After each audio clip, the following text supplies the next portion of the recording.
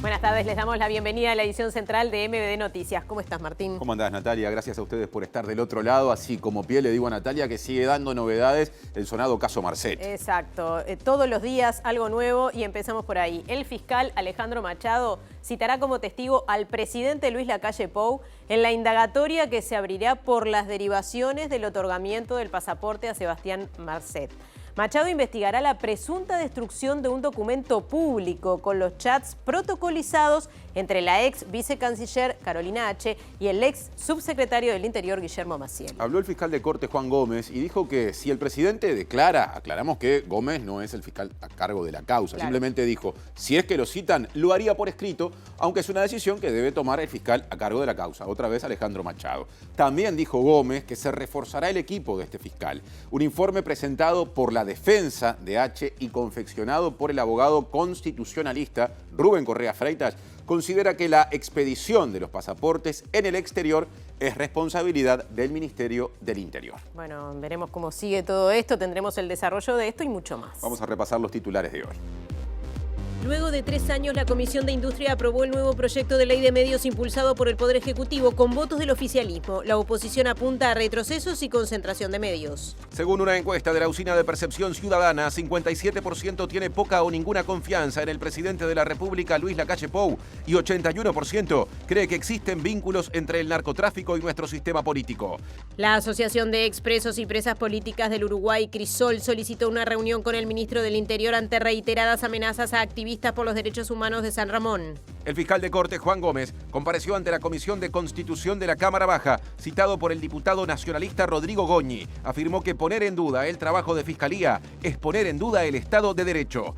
El colectivo Familias Organizadas de Liceos Públicos y UTU reclamó a autoridades de secundaria que reviertan la decisión de reducir un 43% la cantidad de grupos en el Liceo Yaba para 2024. El Sindicato de Trabajadores y Trabajadoras de la Enseñanza Privada realizará este jueves un paro de 24 horas. La medida afectará a colegios, liceos, centros CAIF y universidades privadas. La intendenta Carolina Cose dijo que el gobierno no informó a la comuna sobre el proyecto de un tranvía entre Plaza Independencia y El Pinar y no dieron respuesta al planteo de corredores eléctricos por Avenida Italia y 8 de octubre. Vecinos, vecinas y representantes de organizaciones sociales y también de la academia expresaron preocupación por lo que definen como impactos que podría tener un proyecto inmobiliario previsto para Punta Ballena. En Argentina, a 11 días de un balotaje con un virtual empate técnico según las encuestas, el oficialismo lanzó una campaña a través de las redes y otros medios para frenar un eventual triunfo de Milei. Israel asegura que el grupo terrorista Hamás perdió el control del norte de la Franja de Gaza, mientras que más de 50.000 personas palestinas se desplazaron hacia el sur. A todo esto, en la franja, continúan los ataques que por el momento dejan más de 10.000 muertes. La pantalla de TV Ciudad en sus dispositivos estén en donde estén, por ejemplo a través de tvciudad.uy y también a través de la emisión en vivo que se puede tomar mediante YouTube. Y nos pueden escuchar, y esto es por Uniradio, 107.7 de FM en Capital y Cercanías, radio de la Universidad de la República. La pueden también en los dispositivos sintonizar en uniradio.edu.uy. Ahora le doy paso a Natalia porque ya vienen los móviles de arranque. Sí, Martín, y nos quedamos cerquita aquí en la zona de Cordón para el contacto con nuestro compañero Diego Martini, que nos va a informar sobre las novedades de esta nueva ley de medios que se aprobó hoy en una comisión de la Cámara Baja. Diego, adelante. Natalia, Martín, buenas tardes para todas y todas. Así es, la Comisión de Industria aprobó 3 años y medio después, casi 4, el proyecto de ley de medios, proyecto de ley audiovisual que plantea cambios respecto al ya vigente, cambios sobre todo que impactan en las licencias de los medios, de los dueños de los medios de comunicación. Y para hablar de esto y para hablar sobre estos cambios que se viene, vamos a estar hablando con Fabián Werner del Centro de Acceso a la Información Pública, así que en unos minutos estaremos con él. Bien, y hablando de la Cámara de Diputados, vamos ya mismo al contacto con Martín Duarte. Allí estamos viendo a los diputados trabajando. Martín, en este caso hablamos de Casa de Galicia. Así es, Natalia, Martín, buenas noches para ustedes. Bueno, en esta jornada sí hubo quórum. Recordemos que el tema del proyecto para atender las deudas a los ex trabajadores de Casa Galicia había contado en su momento con aprobación en el Senado, pero no había conseguido quórum para tratarse y votarse aquí en diputados. Este es un nuevo proyecto de la diputada Lucía Echeverri que contaría con el apoyo de los diputados de Cabildo Abierto y que a partir de las 4 de la tarde y con las barras llenas de ex trabajadores se está debatiendo. Si les parece, en un rato venimos un poco con lo que esté pasando aquí en el debate acerca de una nueva solución que se plantea para las deudas de los ex trabajadores de Casa de Galicia. Decía hace instantes Diego Martini, desde el Primer Móvil, que a nivel de una comisión de la Cámara Baja se aprobó el proyecto de ley de la nueva ley de medios, por decirlo de alguna manera. Y hay opiniones divergentes. Por ejemplo, el diputado Frente Amplista por el departamento de Rocha, Gabriel Tinaglini, entiende que no es un buen proyecto y cuestionó que se elimine la comisión asesora, honoraria, asesora de servicios de comunicación audiovisual, conocida como Chasca por sus siglas. En cambio, el diputado colorado Martín Melazzi, diputado por el departamento de Soriano, defendió el proyecto que hoy salió de comisión. Hoy podemos decir que el proyecto fue mejorado del proyecto que había remitido el Poder Ejecutivo, donde la oposición también acompañó muchísimos de los artículos, así que sentimos que este proyecto de alguna manera se ayorna a la realidad actual. Retrocesos en la participación ciudadana, se elimina la chasca, siendo que el Frente Amplio propuso una serie de aditivos y sustitutivos que justamente tenían el espíritu de ver cómo este efecto negativo se podía mitigar en parte. El tema se sigue con el tema de la concentración de medios. Hay algunos artículos que se siguen con nombres y apellidos. Eso es, digamos, es jodido.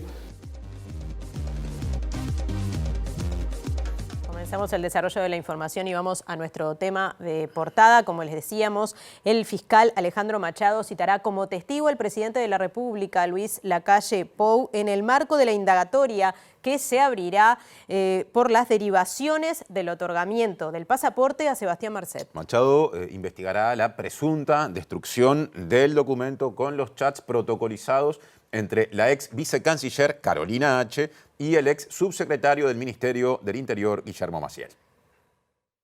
La Fiscalía decidió iniciar una investigación por las revelaciones de la ex vicecanciller Carolina H. en relación al intento del Poder Ejecutivo de ocultar información al Parlamento y al Poder Judicial sobre la entrega del pasaporte al narcotraficante uruguayo Sebastián Marcet. Días atrás, la Fiscalía definió que esta investigación esté a cargo del fiscal Alejandro Machado, quien tramita la indagatoria por la entrega del pasaporte a Marcet, e incorporar un nuevo fiscal adscripto que colabore con la investigación. Tras conformar el equipo de trabajo, el fiscal Machado comenzará a definir las líneas de investigación centrado en posibles delitos en la actuación de los funcionarios, dijeron fuentes judiciales a MBD Noticias. Sin embargo, ya tiene definido la citación de todas las personas que aparecen mencionadas en los documentos y chats entregados por la ex vicecanciller en Fiscalía, dijeron las fuentes. De esta forma, Machado citará al ex ministro de Relaciones Exteriores, Francisco Bustillo, al ex subsecretario del Ministerio del Interior, Guillermo Maciel, y al ex asesor del presidente Roberto Lafluf. También dispondrá la citación del presidente de la República, Luis Lacalle Pou. Sin embargo, aún no está definido en qué calidad comparecerá cada uno de ellos. En su declaración ante Fiscalía, H. afirmó que presentó un documento protocolizado por escribano con los chats entre ella y Maciel referidos a la entrega del pasaporte a Marcet, y que al otro día fue convocada por Lafluf a una reunión en Torre Ejecutiva. En esa reunión, Lafluf le pidió a ella y a Maciel eliminar los chats y que entregara un nuevo documento protocolizado sin esas conversaciones. Al otro día, H. informó que por recomendación de su abogado no cumpliría con ese pedido, por lo que Lafluf le dijo que presentara nuevamente el documento porque lo había destruido. El documento se volvió a entregar el 28 de noviembre. Asunto vinculado, el catedrático en Derecho Constitucional Rubén Correa Freitas dijo a través de un informe que la emisión de pasaportes para gente de Uruguay con ciudadanía uruguaya que esté en el exterior le corresponde al Ministerio del Interior. Ese informe que establece esto que decía Martín fue presentado en la Fiscalía por el abogado Jorge Díaz, que representa a Carolina H. El informe elaborado por el catedrático grado 5 de la Universidad de la República, Rubén Correa Freitas, al que accedió MBD Noticias, concluyó que la expedición de pasaportes comunes a ciudadanos naturales o legales que se encuentren transitoria o definitivamente en el exterior es competencia de la Dirección Nacional de Identificación Civil, dependiente del Ministerio del Interior. Según el informe firmado por Correa Freitas, el Ministerio de Relaciones Exteriores no tenía ni tiene competencia para expedir pasaportes comunes ni cédulas de identidad, pudiendo exclusivamente tramitar las solicitudes correspondientes ante identificación civil. Según la normativa vigente desde 2014, Cancillería expedirá únicamente pasaportes diplomáticos, pasaportes oficiales, títulos de identidad y de viaje y pasaportes de emergencia en el exterior, y tramitará en el exterior pasaportes comunes y cédulas de identidad. En este sentido, desde el punto de vista jurídico, no es lo mismo tramitar un asunto o un expediente que expedir un documento o un acto jurídico, como es un decreto o una resolución, señala Correa Freitas. De esta forma, corresponde concluir que, de acuerdo a la normativa vigente a la fecha del 21 de noviembre de 2021, cuando se otorgó el pasaporte a Marcet, el órgano competente para expedir pasaportes comunes a ciudadanos uruguayos en el extranjero era el Ministerio del Interior. Bien, y el fiscal de Cortes, Juan Gómez, que estuvo hoy en el Parlamento, fue consultado por la comparecencia del presidente de la República en esta causa de los hechos derivados de la entrega del pasaporte de Sebastián Marcet, pero dijo que a él no le consta que se lo convoque. Vemos las declaraciones de Gómez. El fiscal Machado es el responsable de una investigación. Yo, por lo pronto, no tengo por qué conocer qué medidas va a adoptar. Evidentemente, si lo confirmó el doctor Machado, no me consta nada de lo que usted me está preguntando. ¿Cómo sería el protocolo ante una eventual declaración del presidente? Mire, es un término hipotético. Seguramente deberá ser, si así es y si así ocurre, mediante el presidente declarará por escrito. Otra cosa, no, personalmente no se me ocurre responder. Fossati, por ejemplo, que fue sobre Cirreyes, ¿no? Bueno, es un tema, es otro tema y queda al arbitrio del fiscal que esté investigando. Juan Gómez confirmó que se reforzará el equipo del fiscal Alejandro Machado, que tiene a su cargo la investigación de la entrega del pasaporte a Sebastián Marcet, y también una segunda causa vinculada que surge de las declaraciones de la ex vicecanciller Carolina H. Me pidió hace un día o dos, pasa tan rápido el tiempo. ¿Cuántas personas se van a sumar? No, vamos a sumar una persona, como hicimos con todos los fiscales que nos han pedido refuerzos por el volumen de trabajo que deberían desarrollar y para dar una mejor respuesta, en definitiva, a la sociedad. Gómez señaló que sería muy importante que el sistema político votara las 21 venias de fiscalía que están en curso. Eso nos permite también transmitir tranquilidad a los colegas que están sobrecargados con sus carpetas investigativas, y eso es lo que nos va a permitir darle una mejor respuesta a la ciudadanía, que mire, es lo único y es lo más que me preocupa, además de garantizar un Estado de Derecho pleno que no se mueve por incidencias partidarias ni políticas. Y el politólogo Jorge Lanzaro dijo que todo lo que generó, ¿no?, el otorgamiento del pasaporte a Marcet no configuró una crisis política, sino una situación problemática para el gobierno. Aseguró que la figura del presidente Lacalle Pou no se ha debilitado y destacó el papel de Cabildo Abierto y del Frente Amplio en el entendido de que asumieron actitud moderada. La palabra crisis es una palabra que puede ser utilizada con distinto grado de dramatismo, digamos, por ponerlo de una manera. Yo tendería a pensar que ha sido utilizada con cierto dramatismo en esta ocasión, y por decirlo así medio mal y pronto, yo diría no es para tanto. Es una situación problemática, una situación que le genera un problema al gobierno, al conjunto del sector público, digamos, y que tiene probablemente cierta proyección hacia la ciudadanía, hacia la gente, pero una crisis me parece que tendría una crisis más importante, tendría otras características, ¿no? Tengo la impresión de que no lo ha debilitado y también tengo la impresión de que tanto de parte de los socios de la coalición, empezando por Manini, como por parte del propio Frente Amplio, no han querido batir el parche, no han querido estirar las cosas, complicar la situación para llevarla a umbrales de crisis. Bueno, y recibimos a Juan Dorrego de la Oficina de Percepción Ciudadana porque es más que oportuna esta medición que se ha hecho en las últimas horas justamente sobre todo lo vinculado al caso Marcet y específicamente las derivaciones después de las declaraciones de Carolina H. en Fiscalía. Hola Natalia, ¿cómo estás? ¿Cómo estás? Noches. Buenas noches también para todos quienes nos siguen. Bueno, justamente, como ustedes saben, nosotros regularmente les estamos haciendo consultas a quienes integran el panel de la Oficina de Percepción Ciudadana y esta es tal vez, Natalia, una de las posibilidades, de las bondades que tiene el seguimiento de un panel y la metodología con la que trabaja la Oficina, que rápidamente podemos consultarles sobre temas de actualidad, como este es el caso. Entonces, importante aclarar eso, que la diferencia con otro tipo de encuestas es eso, ¿no? Sí, exactamente. Luego de lo sucedido la semana pasada, bueno, rápidamente pusimos en marcha esta consulta y eso nos permite hoy tener estos datos para compartir. Perfecto. Comenzamos con la primera consulta que le hicimos a la gente y que tiene que ver con la vinculación del sistema político uruguayo con el narcotráfico. Es una pregunta que ya la habíamos hecho hace algunos meses y que a la luz de los recientes acontecimientos nos parecía volver a hacer.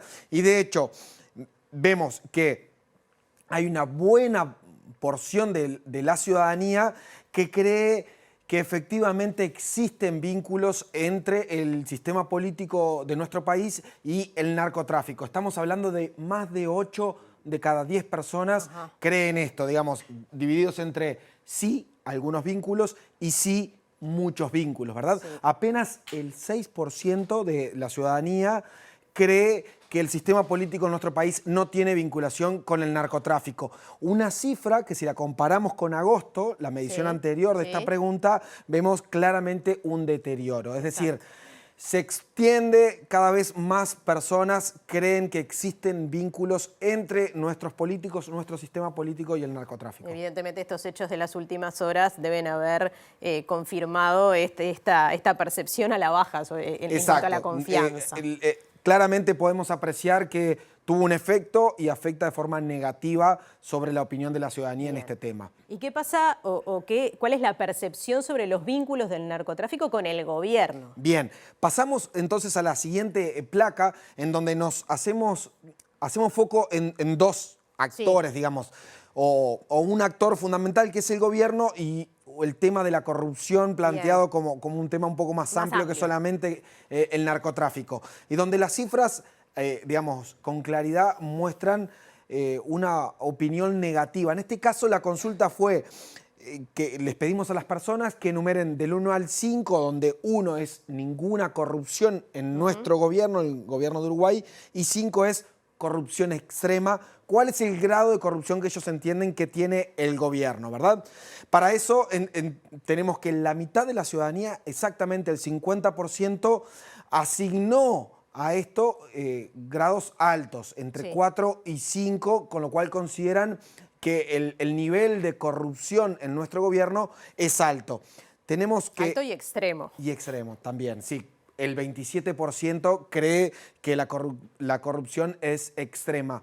En este caso también, por el otro lado, digamos, del espectro, 1 de cada 5, el 20% de la ciudadanía, le asignó un valor bajo, digamos.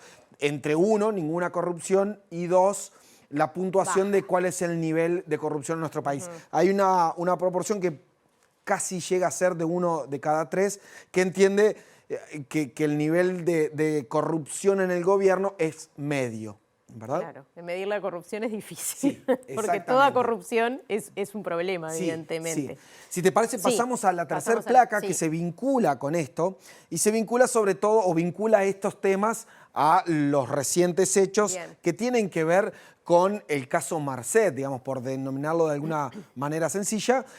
Le preguntamos a la ciudadanía cuánto ha cambiado su percepción sobre el gobierno. Y esta placa resume así los resultados. 47% de las opiniones cree que el caso Marcet tuvo influencia sobre su opinión al respecto del gobierno y ahora tiene una percepción más negativa sobre el gobierno. Es decir, hay un impacto y el impacto en este caso sobre el gobierno de nuestro país es negativo para un 47% de la ciudadanía. Apenas un 3% de las opiniones señalan que de alguna manera el gobierno sale fortalecido. Es decir, dicen sí, este caso afectó la percepción sobre el gobierno, pero tengo una percepción más positiva al respecto. Claro, y hay un 46% que se mantiene igual.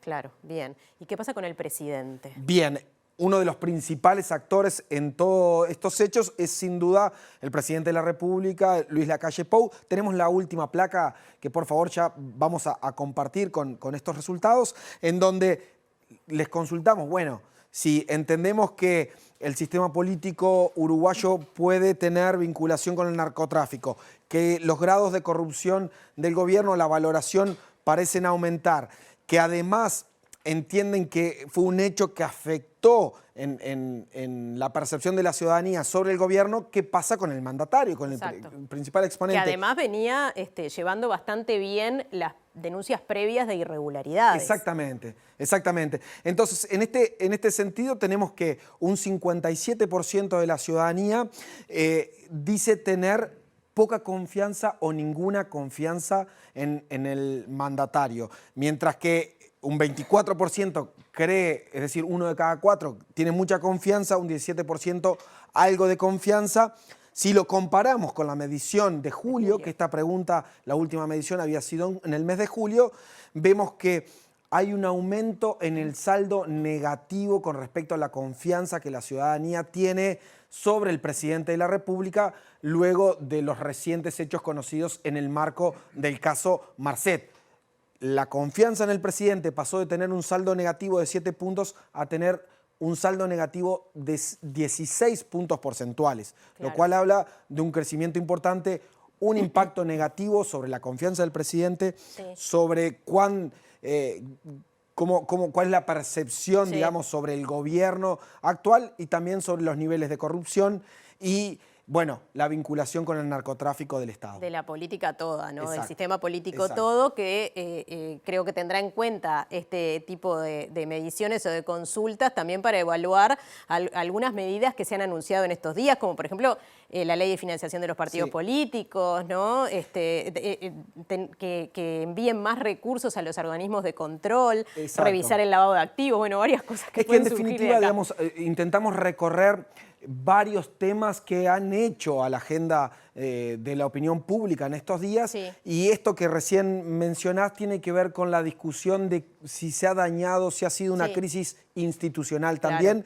y creo que el crecimiento de la vinculación del sistema político con el narcotráfico de alguna manera muestra que buena parte de la ciudadanía entiende que hay un daño en ese sentido, más allá de que claramente hay personas que están directamente relacionando al presidente de la República con un mal desempeño y eso se transmite en una pérdida de confianza. Perfecto, bueno, seguiremos midiéndolo por supuesto. Falta mucho, hay instancias judiciales que probablemente también afecten en otras percepciones, así que bueno, es un tema más que interesante para medir. Sin lugar a dudas es un tema que va a continuar y bueno, desde la usina y desde este espacio vamos a estar monitoreando cómo evoluciona la percepción y la opinión de la ciudadanía. Muchas gracias, Juan, y hasta la semana que viene. Nos vemos la semana que viene. Ya sigue Martín con más información. Y con temas vinculados, porque la fiscal Sabrina Flores le tomó declaración a 2 funcionarios de inteligencia policial por su vinculación con el ex jefe de la custodia presidencial, Alejandro Astesiano. Estos 2 jerarcas en su momento tuvieron conversaciones con Astesiano vinculadas a averiguar información acerca del exdirector nacional de la policía, Mario Lallera, que desempeñó esa función durante el último gobierno del Frente Amplio.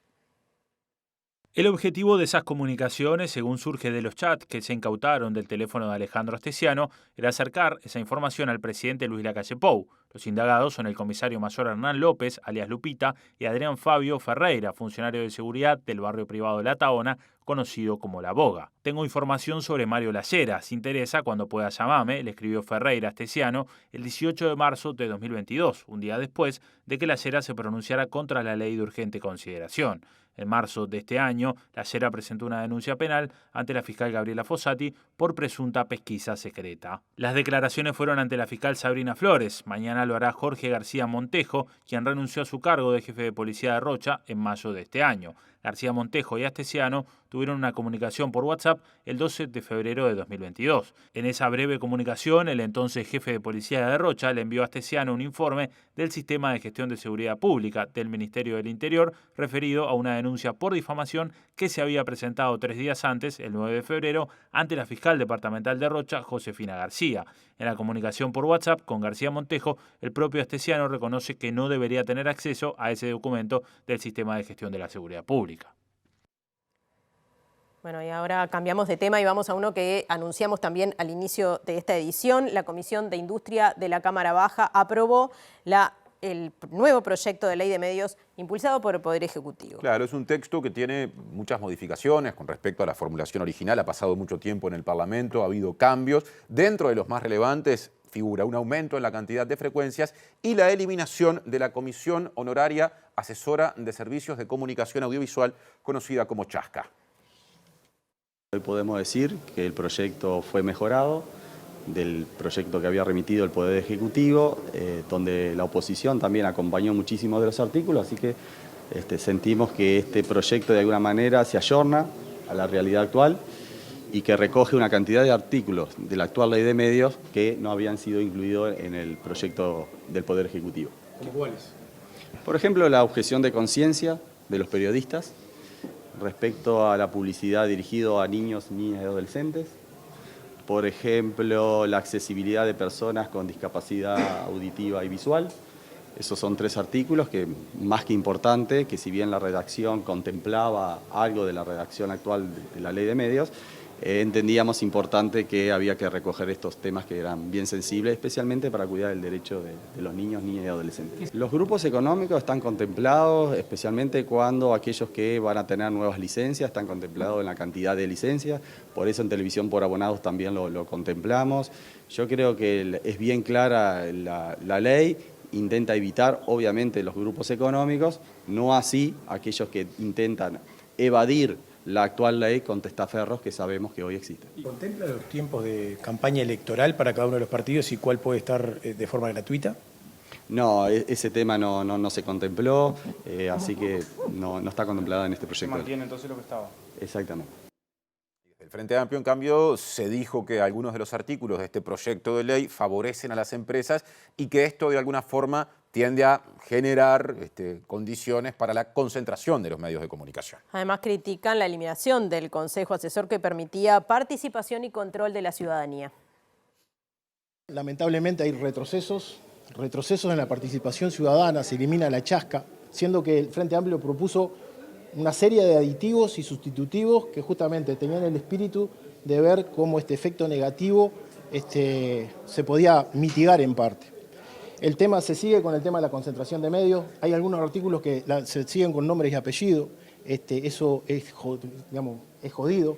El tema que se quiere proteger, en muchos casos, todo lo que es los cable operadores en el interior y, en definitiva, hay algunos artículos que lo perjudican y el oficialismo lo mantiene tal cual. Hay otros artículos que no se animaron en comisión a modificarlo. Se ve que el mandato del Poder Ejecutivo era no tocar nada y el tema que lo van a reconsiderar cuando esto pase a nivel de lo que va a ser el plenario de la discusión. Y esto son la gran concentración de medios, ¿no? Eso se sigue dando. Hay un tema de que tratábamos de ver cómo se podía poner de nuevo arriba de la mesa o que esté incluido el tema de limitar lo que es la extranjerización de los medios. Y bueno, y el oficialismo optó, obviamente, por dejar eso abierto, que realmente es uno de los artículos que perjudica justamente a los pequeños medios, sobre todo en el interior. Presenta Antel, que ahora te da Disney+ y Star+ al mejor precio. ¿Qué dice al respecto la sociedad civil? Tema del móvil que viene, porque seguimos en el mismo asunto, y que tiene a Diego Martini ya pronto. Adelante, Diego. Natalia Martín, ¿qué tal? Buenas tardes. Volvemos y vamos a estar ampliando sobre esta aprobación del proyecto de ley en la Comisión de Industria, después de 3 años y medio después, con la sociedad civil y en este caso con CAINFO. Y para hablar de esto estamos con Fabián Werner, presidente del Centro de Acceso a la Información Pública. Bueno, ¿qué evaluación hacen de esta aprobación? Bueno, en primer lugar, preocupación porque consideramos desde la sociedad civil que este es un retroceso serio para la libertad de expresión del Uruguay. Hay una serie de artículos que están incluidos en este proyecto de ley que se aprueba en una comisión parlamentaria que perjudican notablemente a la libertad de expresión y consideramos que esto debería revertirse en la consideración parlamentaria que todavía tiene el proyecto. Esto recién se aprueba en la primera comisión, todavía queda el plenario y una nueva comisión en la siguiente Cámara y el otro plenario. Pero en principio la primera reflexión que podemos hacer desde la sociedad civil es que este es un retroceso serio para la libertad de expresión del país. ¿Qué es lo que más preocupa y cuáles son los artículos o las modificaciones que tienen mayores repercusiones? Bueno, hay varios artículos preocupantes. En primer lugar, en lo que tiene que ver con concentración, consolida la situación de algunos medios hegemónicos en el Uruguay que actualmente están violando la ley vigente y con algunas modificaciones de este proyecto se consolida su situación. Por ejemplo, el Grupo Clarín, que tiene en su poder 8 frecuencias, el doble de las que habilita la ley actualmente. Bueno, con este proyecto se habilitan casualmente esas 8 frecuencias. Hay otros grupos mediáticos locales en radio y en televisión que también se ven beneficiados con el aumento del número de frecuencias que pueden tener de 3 a 6. Pero también hay otras situaciones complejas, porque, por ejemplo, en la ley actual existen determinados límites para la propiedad de grupos extranjeros, solo pueden tener el 49% de la propiedad de un medio de comunicación en Uruguay. A partir de esta ley o de este proyecto se habilita que tengan el 100%, con lo cual se abre la puerta para una extranjerización de los medios de comunicación en el Uruguay, con obviamente unas consecuencias que pueden ser serias para la identidad cultural del país. Todos sabemos que los grupos extranjeros tienen otras prioridades a la hora de definir los contenidos y eso también implica una preocupación. Otro de los aspectos que nos genera inquietud es la eliminación del control y de la participación ciudadana de los medios de comunicación. Se elimina la Comisión Honoraria Asesora, la CHASCA, que tiene participación de la academia, que tiene participación de la sociedad civil, y esta comisión honoraria que se sigue reuniendo todavía desaparecería, con lo cual también se elimina la posibilidad de ejercer un control sobre la concesión de ondas de radio y televisión. O sea, estos son solo algunos de los aspectos que nos generan preocupación y que nos gustaría que hubiera posibilidad de rever en la consideración parlamentaria que todavía queda por delante. ¿La ley que ya había un control efectivamente de lo que estaba pasando? Bueno, la comisión se reúne actualmente, se sigue reuniendo, existe posibilidad, de hecho CAINFO participa actualmente de la CHASCA. Hay a consideración de la comisión en este momento algunas propuestas por parte del Poder Ejecutivo que son bastante cuestionables y que implican, por ejemplo, el traspaso de una concesión de una radio en un momento en el que claramente no se podría hacer porque estamos a menos de un año de las elecciones nacionales y eso está impedido por la ley. Eso para poner un ejemplo solamente de las cosas que le llegan a la comisión y que actualmente está en condiciones de controlar, pero a partir de la eventual aprobación de este proyecto, quedarían por el camino y por eso consideramos nosotros que eso es grave. Gracias, Fabián. Por favor, gracias a ustedes. Volvemos a piso cuando quieran, compañeros. Presentó Antel, que ahora te da Disney+ y Star+ al mejor precio. Vamos a la pausa, pero antes tenemos que darles una noticia bastante desagradable que conocimos hace minutos. Se supo que se encontró el cuerpo de la joven Mariana Rivero desaparecida desde el 20 de octubre. Sí, esta información fue dada en primer término por Montevideo Portal, que informó que el cuerpo se encontró desmembrado en un terreno baldío en la zona de Punta Yeguas, en el oeste de Montevideo, y que el exnovio es el principal sospechoso. Se trata de un joven de 23 años que le había dicho a la policía que había ido a ese lugar a tirar bolsas de escombros. Lo último que se supo de ella es que iría a la casa de su pareja. La causa pasará a la Fiscalía de Delitos Sexuales. Tiempo de salir del estudio para darle paso a Martín Duarte porque hay información que surge desde el Palacio Legislativo. Martín. Gracias, Martín. Sí, estamos con ex trabajadores de Casa de Galicia, en este caso con Flor Costanzo y con Verónica Puches, porque se está desarrollando en estos momentos el debate en la Cámara de Diputados. Al parecer, y lo digo incondicional, estarían los votos, en este caso del Frente Amplio, de Cabildo Abierto, del PERI y también de César Vega, para estar apoyando este sustitutivo del proyecto que fue votado en su momento en el Senado y recordarán ustedes, no contó con quórum para tratarse aquí en la Cámara de Diputados.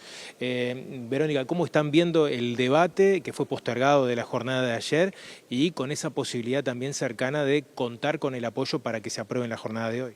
Bueno, buenas tardes. Hoy estamos muy esperanzados. Sinceramente tenemos mucha esperanza de que esto hoy se culmine.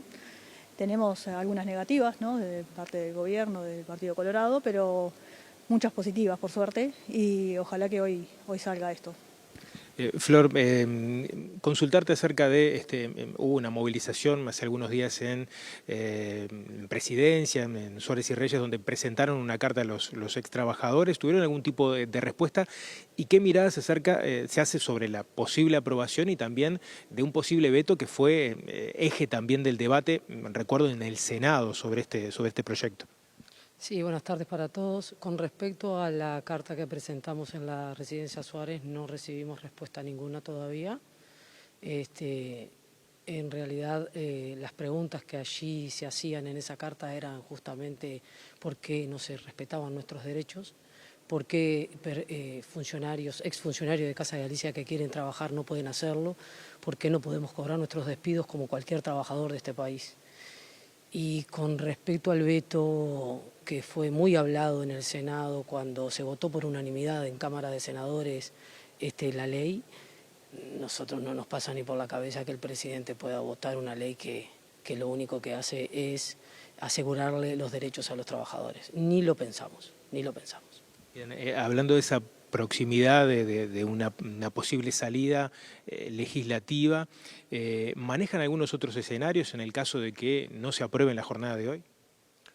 Si no se aprueba en la jornada de hoy la ley, seguiremos recorriendo todos los caminos posibles para que se dé vuelta, se respeten nuestros derechos y nuestro eje, que es que los que no están trabajando trabajen y que se paguen los despidos. ¿Eso implica posibles juicios al Estado? Eso implica todo lo que esté a nuestro alcance para conseguir lo que entendemos nos corresponde. Te lo consulto porque me aparecían unas declaraciones hoy que bueno, podría ser uno de los caminos en el caso de que no haya aprobación hoy.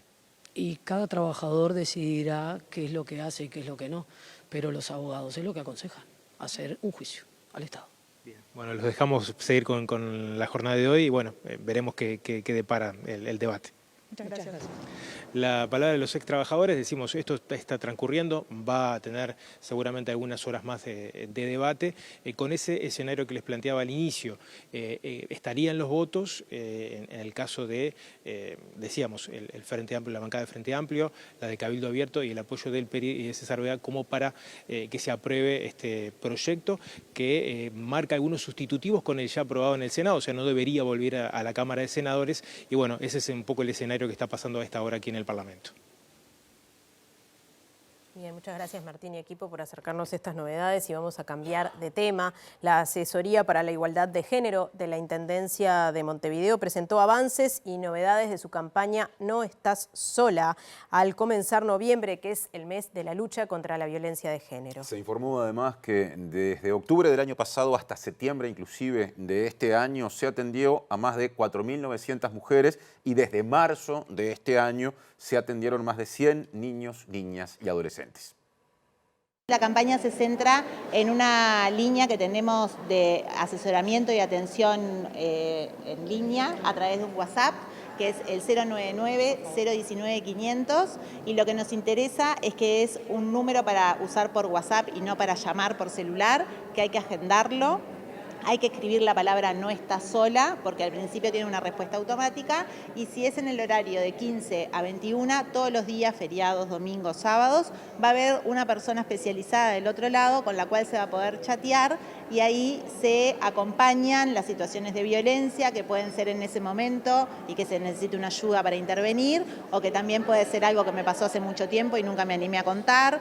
Y también el hecho de que sea un WhatsApp me permite utilizarlo cuando estoy en un ómnibus y nadie me ve, o cuando estoy en la puerta de la escuela esperando que salga mi hijo. Entonces también me da como cierta seguridad para utilizar una herramienta que después puedo ir a un servicio especializado, pero que en ese momento me puede dar ese paso que muchas veces a las mujeres en situación de violencia nos cuesta, y que es pedir esa ayuda. Desde la Asesoría para la Igualdad de Género se está comenzando a trabajar con clubes nocturnos para capacitar al personal de trabajo, generar una guía de actuación y promover campañas en los lugares para atender las situaciones de violencia en la noche.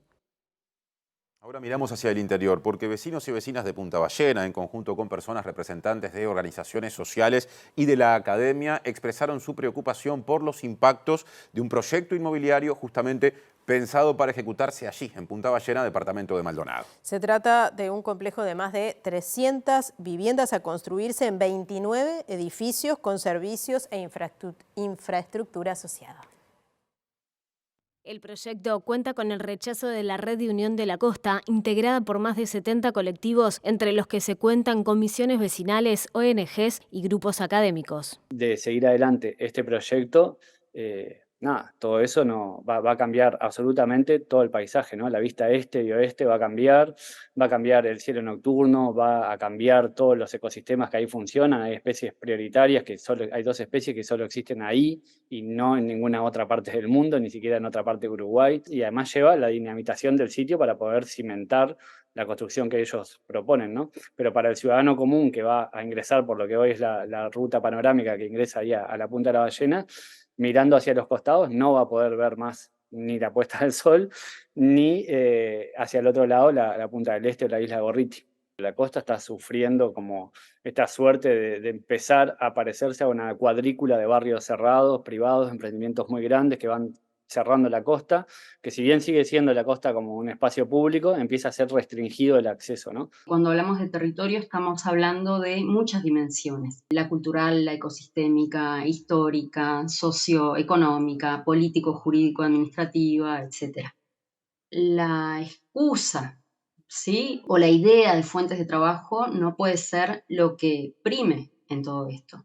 Estamos hablando de un sitio singular e icónico, ¿sí? Toda la venta de Uruguay natural, la venta de Uruguay para el turismo, tiene a Punta Ballena en las fotografías.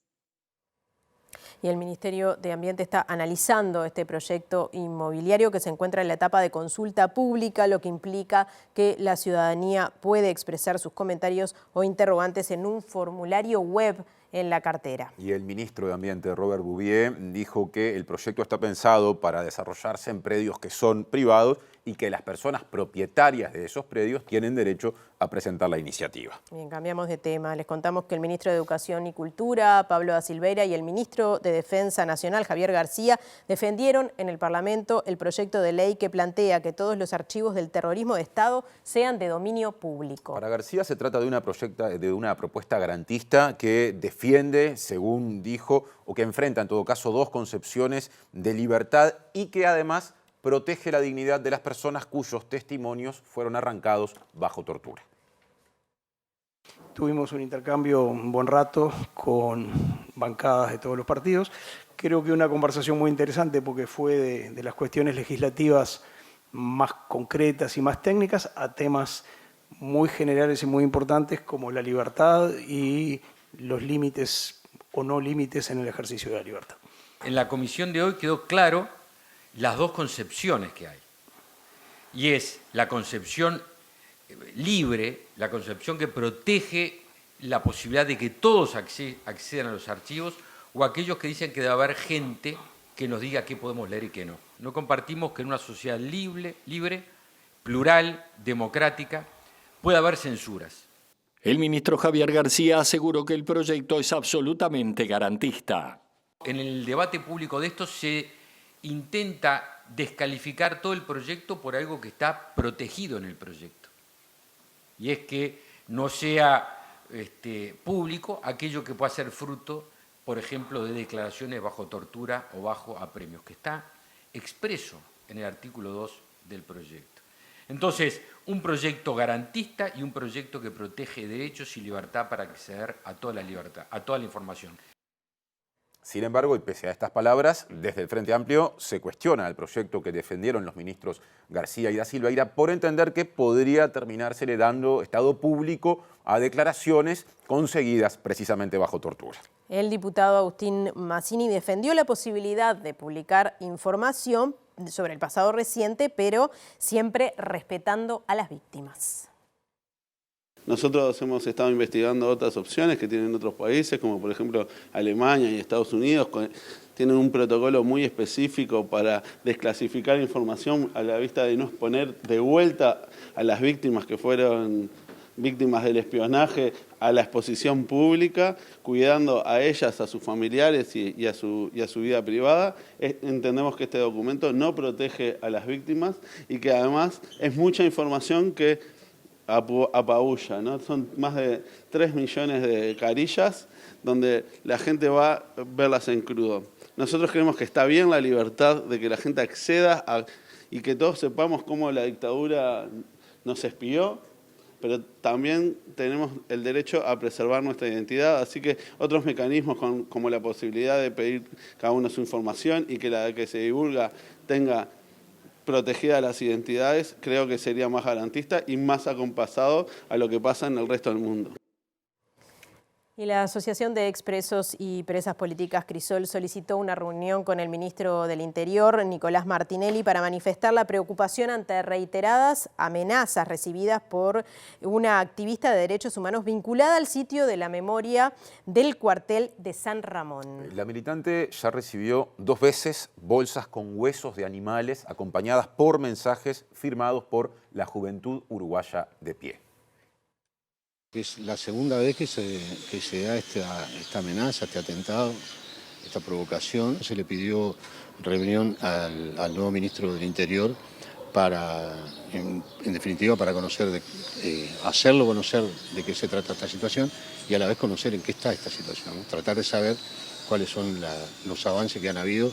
Parece bastante claro que hay un intento de amedrentar. Hace pocos días la Comisión del Senado, que tenía estudio el proyecto de ley de prisión domiciliaria, mandó un proyecto al Pleno del Senado que descarta la prisión preceptiva, es decir, descarta que los jueces estén obligados a mandar a los procesados a su casa. Y esto, que era el gran objetivo de algunos sectores de derecha, Cabildo Abierto en particular, que fue el primero que presentó el proyecto, evidentemente molesta a alguna gente. Genera preocupación o genera molestia, porque efectivamente esto es una derrota que se dio a partir de una inmensa movilización en el año 21, una inmensa movilización callejera contra ese proyecto. Ahora cambiamos de tema porque el fiscal de Corte Juan Gómez compareció ante la Comisión de Constitución de la Cámara de Representantes, citado por el diputado nacionalista Rodrigo Goñi para dar explicaciones acerca de diversas filtraciones que se han dado en el marco de investigaciones en las que se estaba actuando bajo reserva. Gómez dijo que tiene confianza en quienes conforman sus equipos de trabajo y afirmó que poner en duda el trabajo de Fiscalía es poner en duda el Estado de Derecho. Las filtraciones son elementos o situaciones que perjudican a la investigación que realiza un fiscal, perjudican al equipo fiscal. Y ahí invoco al sentido común que cuál sería la razón para que los equipos fiscales pusieran en riesgo sus propias investigaciones. Eso para mí es de una claridad muy manifiesta.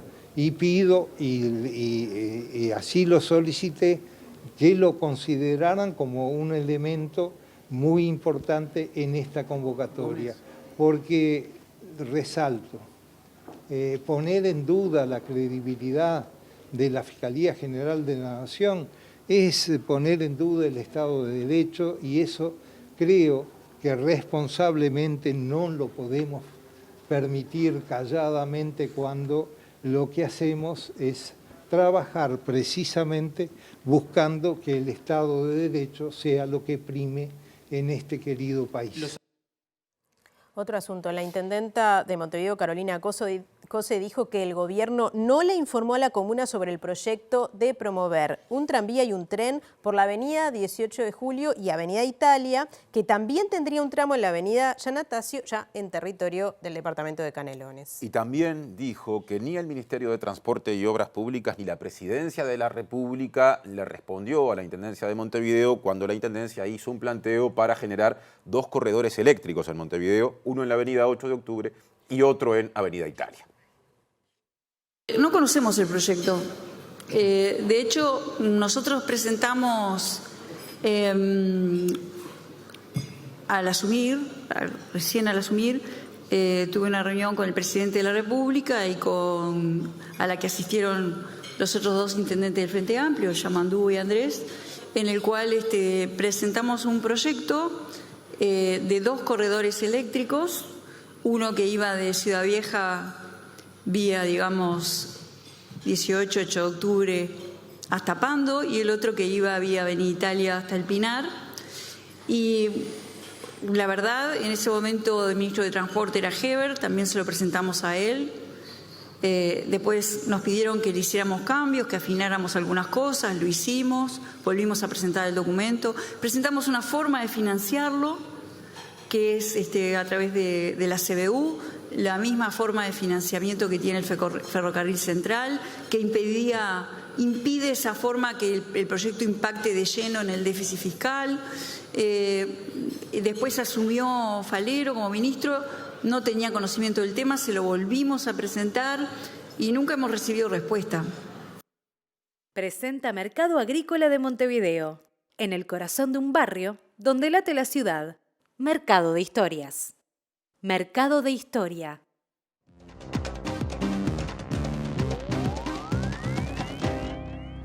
¿Qué tal? Buenas noches. Comenzamos nuestro capítulo internacional hablando de la República Argentina, donde hoy mismo, esta noche a partir de las 22 horas, el candidato a la vicepresidencia por el oficialismo, Rossi, y la candidata a la vicepresidencia por La Libertad Avanza, Villarruel, van a debatir precisamente en la televisión argentina. Todo esto en el marco de una campaña que se ha lanzado justamente que le dice no a Milei ante la eventualidad de que el candidato libertario pueda acceder a la presidencia, porque eso es lo que están indicando las encuestas, una paridad que habla de un empate técnico, aunque algunas de las encuestas dan con una leve ventaja a Javier Milei.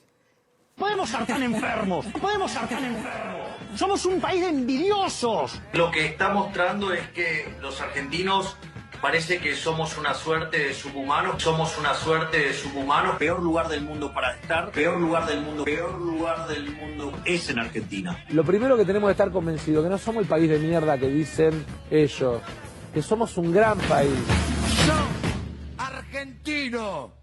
El gobernador de la provincia de Buenos Aires, Axel Kicillof, sostuvo en su mensaje que Milei considera que la justicia social es una aberración, cuando todos sabemos que en este país hay algunos pocos que concentran la riqueza y que la sociedad demanda y necesita políticas firmes y decididas para reparar injusticias y construir bienestar. El mensaje fue repetido textualmente por el canciller Santiago Cafiero, mientras que la vocera presidencial Gabriela Cerruti aseguró que Milei odia al país, por eso no va a tener escrúpulos para destruir todo lo que los argentinos construyeron con esfuerzo y trabajo, y que el 19 de noviembre Argentina elige entre la demencia o la cordura, afirmó la funcionaria. A 11 días de las elecciones presidenciales, las encuestas anticipan un escenario de paridad entre los candidatos, quienes en ambos casos han aumentado su intención de voto, pero más allá de que en unas encuestas Massa va arriba y en otras Milei lidera, lo que sí queda claro es que no se puede anticipar un claro favorito. Los 7 estudios publicados esta semana le otorgan a Massa una intención de voto que va del 42,4 al 49,9%,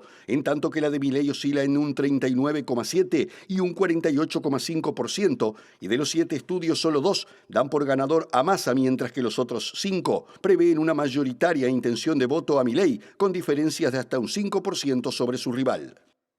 Nos vamos al escenario de la guerra en Oriente Medio, donde siguen pasando cosas. De hecho, Israel asegura haber dominado por completo la ciudad de Gaza y que jamás ha perdido el control de esa ciudad, según lo ha asegurado el ejército israelí. En una jornada donde más de 50.000 personas, que se suman a las 15.000 de ayer, se han desplazado hacia el sur de la franja para que prosiga esta ofensiva terrestre israelí, que sigue provocando naturalmente muchos muertos en la franja de Gaza. Más a nivel cercano y regional, hay que decir que en Brasil la policía desarticuló una célula que pretendía atentar contra objetivos judíos en ese país al detener a 2 personas, pero se considera que existen otras que tendrían vínculos con Hezbollah en el Líbano, tanto en San Pablo, también en Minas Gerais y en el Distrito Federal de Brasilia, lo que puso un toque de alerta a las autoridades regionales sobre las derivaciones que puede tener esta guerra, que ha tenido hoy otros episodios como bombardeos entre Israel y Líbano,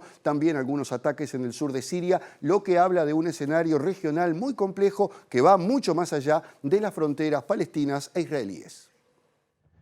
En el video compartido se ve a decenas de personas que marchan hacia el sur, muchas de ellas con banderas blancas o con las manos arriba. De acuerdo con las estimaciones de la ONU, el número de residentes que se trasladan en esa dirección podría coincidir con la cifra observada la jornada anterior, cuando unas 15.000 personas se desplazaron hacia el sur de la franja. En su último boletín sobre la situación en la zona del conflicto entre Hamás e Israel, la ONU subrayó que el ejército israelí abrió el 7 de noviembre por cuarto día consecutivo el corredor humanitario a través de la carretera Salah ad-Din, considerada la principal arteria vial en el enclave. La mayoría de evacuados son niños, ancianos y personas discapacitadas. El organismo continúa advirtiendo que sus instalaciones al sur de Gaza están abarrotadas y no son capaces de albergar a los recién llegados. Se estima que más de 557.000 personas permanecen en los 92 refugios. En el centro de entrenamiento en Jan Jounis hay más de 22.000 desplazados internos, por lo que una persona tiene que acomodarse en menos de 2 metros cuadrados. Mientras tanto, la situación humanitaria en el norte de la zona, particularmente en la ciudad de Gaza, sigue siendo dramática y la Media Luna Roja Palestina denunció que Israel bombardea las zonas cercanas al hospital Al-Quds, mientras todas las carreteras que llevan al centro permanecen cerradas, por lo que los equipos médicos no pueden llegar a los heridos.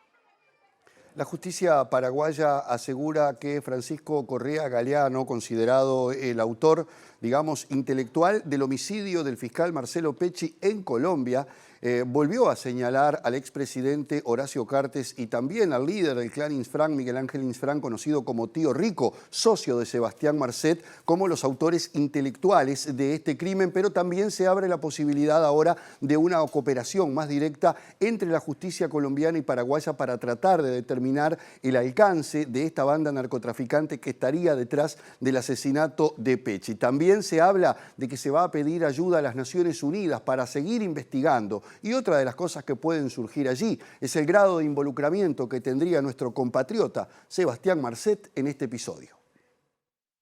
Correa Galeano, señalado por la justicia de haber contratado a 2 sicarios y otros colaboradores del homicidio, ofreció nuevos detalles sobre el caso que sigue siendo investigado por la justicia de Colombia y Paraguay y que apunta a la responsabilidad de un expresidente y de un narcotraficante en un intrincado caso de impacto internacional.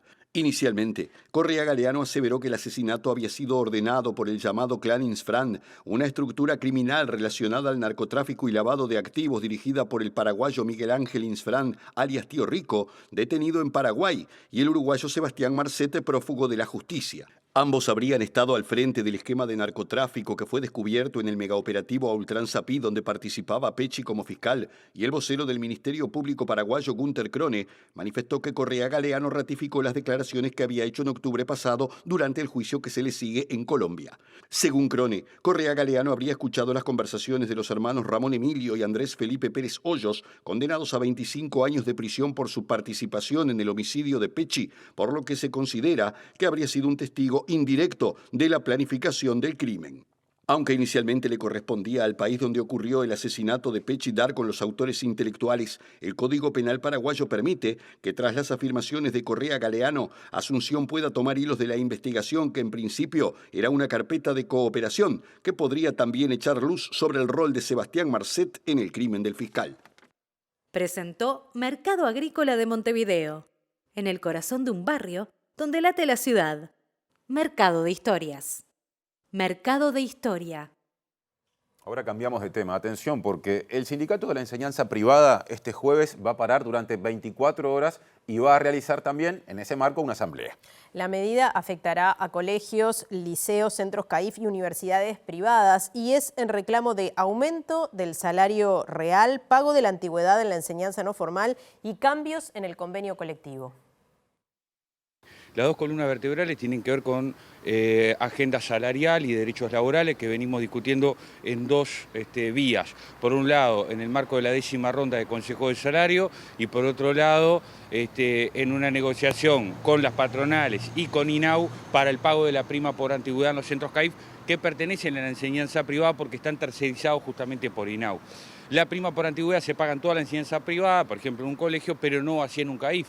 Paradojalmente, ¿no? El Estado, por un lado, obliga a los privados a pagar una cosa que él mismo no paga a los funcionarios que tiene tercerizados. Y con respecto a la ronda de Consejo de Salario, tenemos una propuesta de preacuerdo que la Asamblea tiene que ratificar o rectificar, que consiste en una propuesta de incremento del salario real. En esta ocasión, nuevamente, el sindicato logra superar las pautas del gobierno, que eran muy restrictivas y no integraban el aumento salarial. Acá sí estamos hablando de un crecimiento de salario, al mismo tiempo estamos hablando de conquista de nuevos derechos laborales, por ejemplo, algo que la legislación nacional aún no recoge, como es la licencia paga para los varones mayores de 40 años para que se hagan regularmente el examen de próstata. Lo mismo para las trabajadoras que van a tener una licencia paga para los estudios de colposcopía. Bueno, nos vamos, repasamos antes los datos del tiempo. Les decimos que rige a esta hora una alerta amarilla para la zona norte del país hasta las 21:30. Y ahora nos metemos en el pronóstico para Montevideo y área metropolitana para las próximas 72 horas. Y atención, porque de esas 72 horas, lo mejor es el jueves. El jueves 9 de noviembre, que va a ser un día similar al de hoy, con una máxima de 19 y una mínima de 12, un poquito más baja la temperatura, pero no se prevén lluvias. Lo que en cambio sí está previsto que ocurra el día viernes, 10 de noviembre en Montevideo y área metropolitana. Va a desmejorar luego del mediodía. Para ese día la mínima será de 9 grados y la máxima de 23. Y el sábado 11 de noviembre no vemos allí la lluvia, pero hay un pronóstico de lluvia, un pronóstico alto. O sea, es muy probable que haya lluvias también el sábado, con una mínima de 15 grados y una máxima de 23. El fin de semana simplemente agrego una chapa. Recién para el domingo se prevé que en Capital y cercanías las condiciones sean mejores. Digo esto pensando en la gente que tiene tiempo libre y lo quiere disfrutar al aire libre los fines de semana. Apostemos al domingo entonces. Parece que las fichas están puestas ahí. Estamos llegando al final, Natalia. Llegamos al final, ya viene lado B, luego la letra chica, así que los invitamos a quedarse. Gracias por estar, que pasen lindo. Hasta mañana.